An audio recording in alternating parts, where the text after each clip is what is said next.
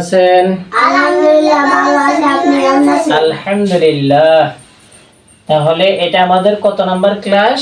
4 number class. 4 number class. আজকে আমরা শিখব হরকত কাকে বলে। কি শিখব? হরকত কাকে বলে? হ্যাঁ, আমি বলার পরে আপনারা বলবেন।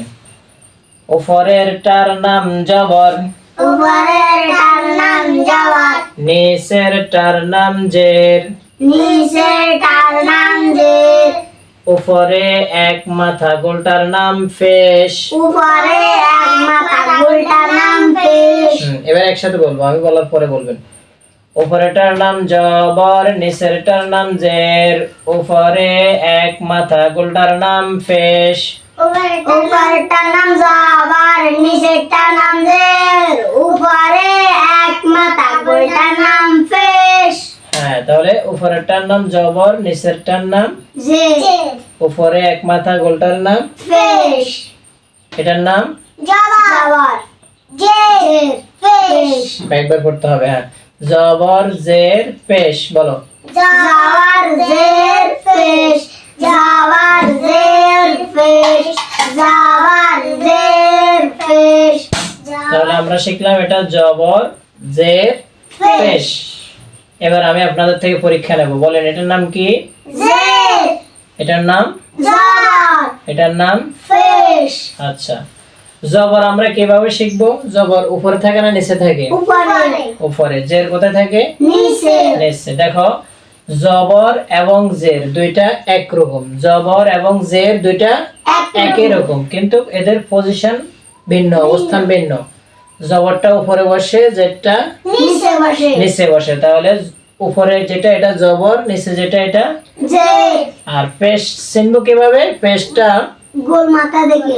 হরফের উপরে থাকে, কিন্তু এর একটা মাথা গোল, এক মাথা গোল, এটা পেশ। আচ্ছা, তাহলে আমরা শিখলাম জবর জের পেশ, জবর জের পেশ। এবার দেখো, এই জবর জের পেশ এই তিনটার একসাথে নাম আছে। তিনটার একসাথে কি আছে? নাম আছে। একটা নাম আছে। এই তিনটাকে একসাথে বলা হয় হরকত। একসাথে বলা হয় হরকত। হরকত। তাহলে এখানে জবর কয়টা? একটা, জের কয়টা? একটা, পেশ কয়টা? একটা, হ্যাঁ, তাহলে এখানে এক জবর, এখানে এক জের, এখানে এক এক পেশ। এবার আমি কি বলি শোনো। এক জবর, এক জের, এক পেশকে হরকত বলে। এক জবর, এক জের, এক পেশকে হরকত বলে। হ্যাঁ, এক জবর, এক জের, এক পেশকে হরকত বলে। এক জবর, এক জের, এক পেশকে হরকত বলে। আবার বলেন।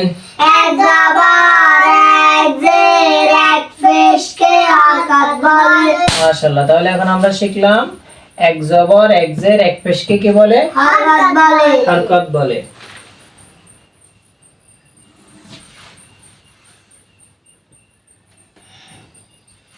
এটা হচ্ছে দালের মতো। কিসের মতো?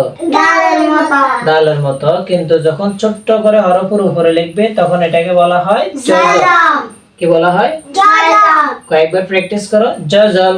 জজম। এটার নাম জজম। এটার নাম জজম, এটার নাম জজম। এটার নাম জজম, তাহলে এটার নাম কি? জজম। এটার নাম জবর, এটার নাম জের, এটার নাম পেশ, এটার নাম জজম। হ্যাঁ।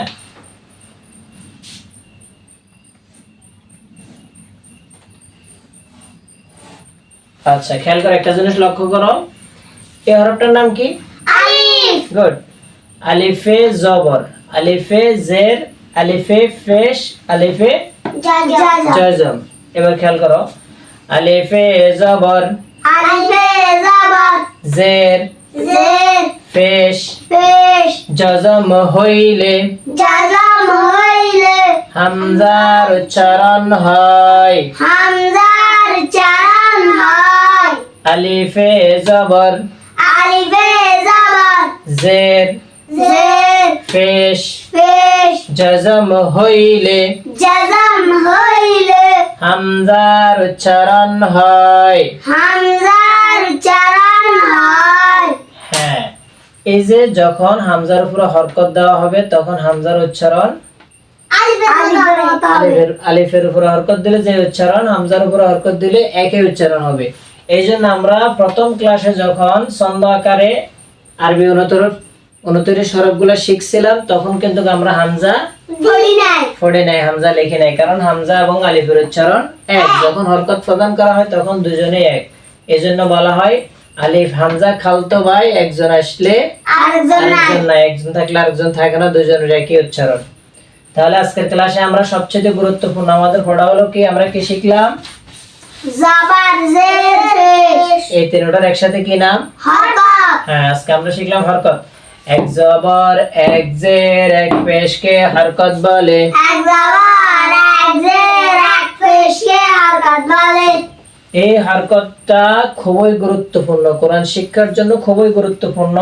কারণ হরকত না জানলে তখন কোরআন শরীফ বানান পড়তে পারবে না। জবরকে বলবে জের, জেরকে বলবে পেশ, এলোমেলো হয়ে যাবে। তাহলে এটা খুব ভালো করে শিখতে হবে। জবর জের পেশ। জবর এবং জের একরকম, কিন্তু জবর উপরে থাকে, জের নিচে থাকে। আর পেশের এক মাথা গোল উপরে থাকে। হ্যাঁ, এটা মনে রাখতে হবে। তাহলে জবর জের পেশ, এক জবর এক জের এক পেশকে হরকত বলে। হরফ, হরকত, তানবিন, সাকিন, তাসদীদ, এই পাঁচটা বিষয়ের ব্যবহার ভালো করে জানলে কোরআন শরীফ পড়া সহজ। কোরআন শরীফ পড়া সহজ, খুব তাড়াতাড়ি পড়তে পারবে। তাহলে ওই পাঁচটা বিষয়ের ভিতরে একটা হলো হরকত। এর জন্য হরকতটা আমাদের ভালো করে শিখতে হবে। কি শিখতে হবে? ভালো করে শিখতে হবে।